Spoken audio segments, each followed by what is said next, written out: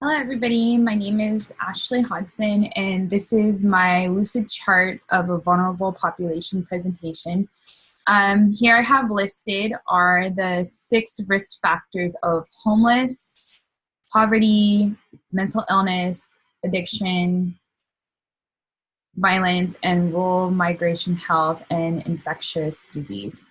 So starting from the top of the table, so I have the list of causes of the vulnerabilities and then also health effects that lead to the vulnerabilities. So for a state of homeless person, it's an individual that lives in the street, those that live between homes, or any life situation that lacks a stable housing.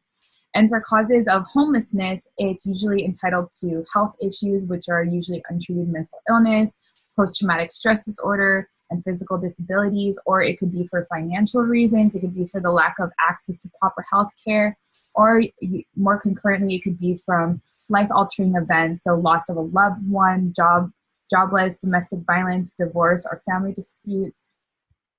As far as in relation to health effects of the homeless and to the vulnerable population, it's traumatic disorders, so usually like lacerations to the skin, bruises, sprains, superficial burns, disorders of blood vessels, so insect infestations, venous stasis, respiratory disorders. So usually what is very common for the homeless population is reoccurrence of tuberculosis, and then also the onset development of chronic illness, which is hypertension, diabetes, and COPD. Now, homelessness actually relates to poverty, and that's because of the connection of the lack of financial income or support to that individual or to that community. So poverty is those who are poor insist that poverty has less to do with income and more to do with the lack of family, friends, loves, and a proper support system.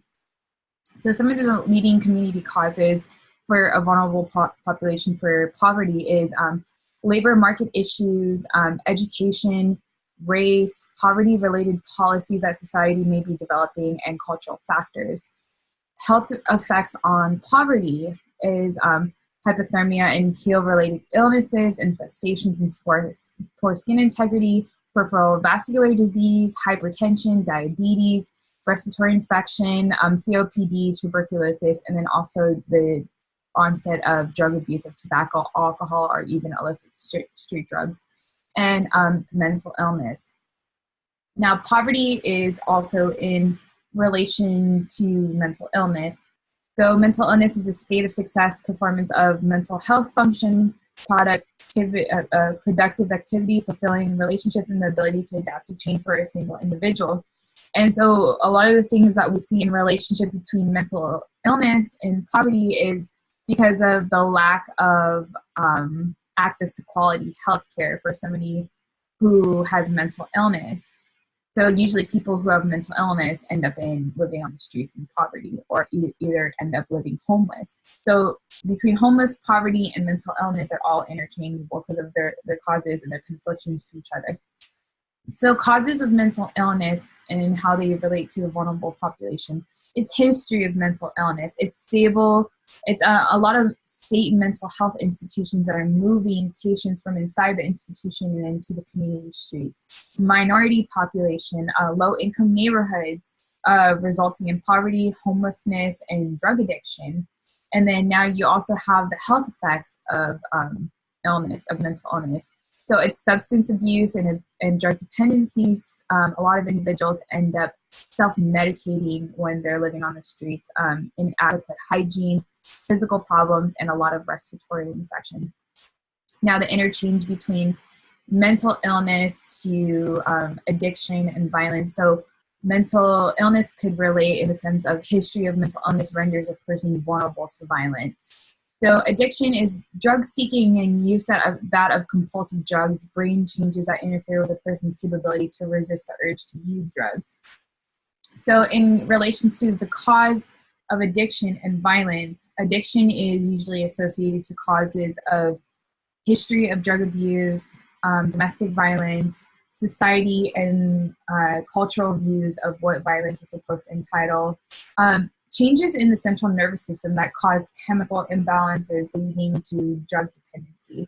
And violence is usually in association to society's views the common exposures of violence on television shows, social media, and also too how the community really defines what violence is.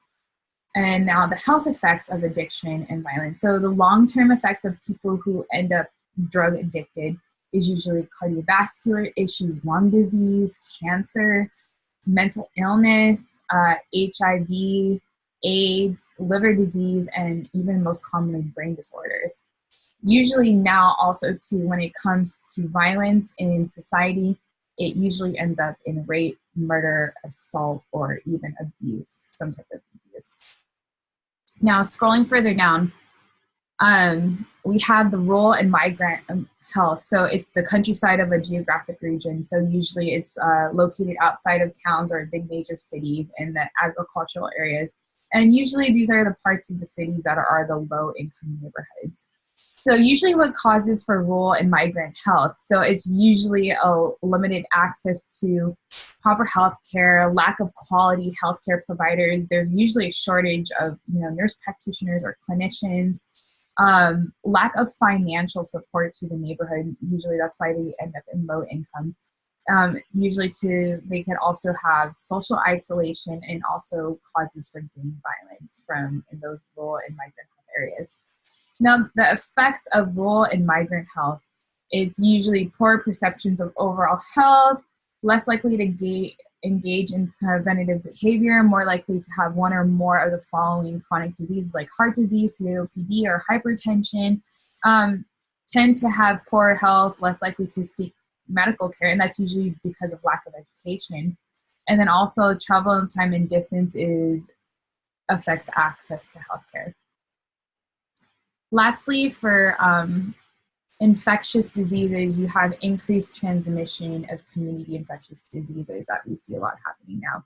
So some of the causes of infectious diseases is increased travels and migration from foreign countries, lack of immunizations to communities, parents who are refusing to vaccinate their kids, chronic diseases, because chronic diseases end up leading to low immunity, financial limitations to quality health care. So some people can't even afford to get vaccinated, and then also availability of services. So some of the effects of infectious diseases is the reemerging of infectious diseases. So you have the hantavirus pulmonary syndrome, you have HIV and AIDS that's starting to reemerge when it was previously in readmission back in the 80s. You also have new influenza viruses that are now emerging, and then also the West Nile virus that is also developing, and also one that I forgot to add in there was